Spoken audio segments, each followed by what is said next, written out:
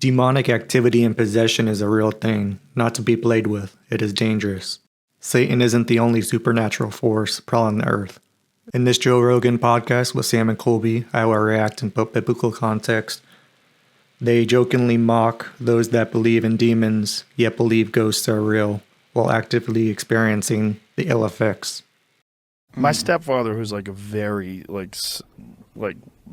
sober thinking, like rational person, went to Gettysburg and he said, you can feel the sadness. Yeah. He goes, it just feels horrible. Like you're there and you feel death. Mm-hmm. He goes, I've never felt anything like that. Like you're at a battleground and, even though it's 200 years ago or whatever it was, less than 200 years ago, you feel it. He goes, you can feel it. He goes, I had to get out of there. Yeah, that's the thing with some of these places. It's not necessarily like, oh. It is worth noting the guest, Sam Golbach, is a proclaimed ghost hunter on Instagram, most known in Vine before it shut down, and does not appear to be a follower of Christ during claimed demonic encounters. Immediately just like, oh yeah, this is spiritual energy or whatever like that, but it's just heavy. Or it's just like you feel off when you go into these places. Like as soon as you stepped into the Conjuring house, have you ever seen the Conjuring movies? Yes. So they're actually based on a real house in Rhode Island. And that was one of those places that we had walked into and you were like almost getting nauseous. I almost threw up. And I'm not. So what's interesting about the paranormal and what we've learned the past 4 years is that it affects people differently. Some people can see stuff. Some people claim they're mediums and can communicate more. I feel like I have more of like an empathic, like almost like I just feel worse like whenever there's something around. And so when we first walked into the Conjuring house, like there was a point where I thought I was going to throw up and I was looking for exits. What's the real story behind the Conjuring house? What's the actual story? So yeah, the movie story is like this witch Bathsheba or whatever, but the actual story, there's a bunch of different things that they say are haunted, but it's actually built on the grounds of the... Is that the house? That's Yeah, it. it's Cool creepy. house. It's an Rhode amazing house. I have no doubt that it is creepy, and there's a reason movies based off real-world demonic experiences do so well. The state that launched the Conjuring universe. There we go. Yeah. Like what is like the Marvel Comics universe? What does that mean? The Conjuring universe? How weird. Oh, jeez. Like, that's the problem. Like people, when you start making an industry out of something, Turns into a business. Yeah. So what's the original story?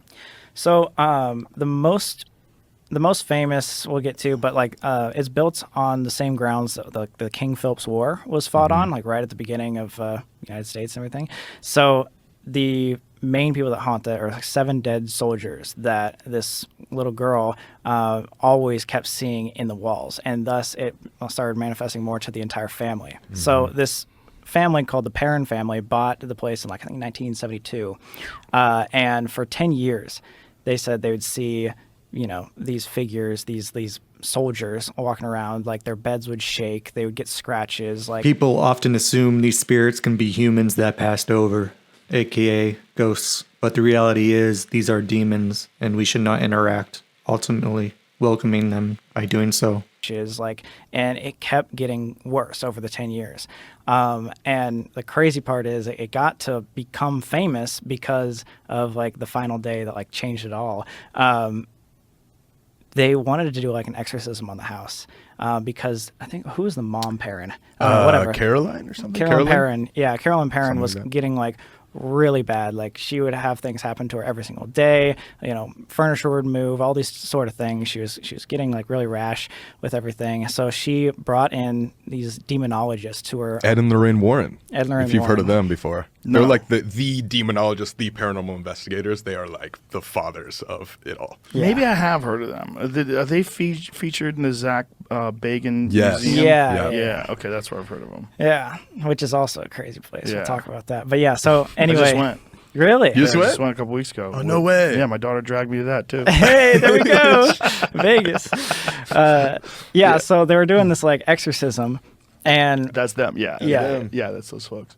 Okay. And So they do an exorcism there. they were doing an exorcism, and I don't know exactly prior to whatever happened and why they called it. She was just having a bad time, just like over the last couple of years, and they wanted to end.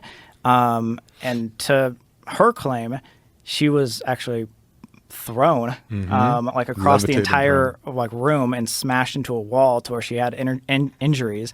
And they were so angry about that they actually kicked out the demonologist. They punched Ed in the face. Yeah, they punched that guy in the face because they thought he was the guy that was like making it worse. But I think it just like pissed him off. And so that thing. When you say they punched him in the face, you mean the ghost punched him in the face? No. The Perrin family. The dad did. Or something. Okay. Yeah. The Perrin family was like they're getting assaulted. the Perrin family, was like really they punched upset. him in the face because he thought that he threw the wife across the room, or he was He responsible thought for it. they made it, or he was there, and like the exorcism that he was conducting made it more angry, which in turn hurt his wife. Oh, so he.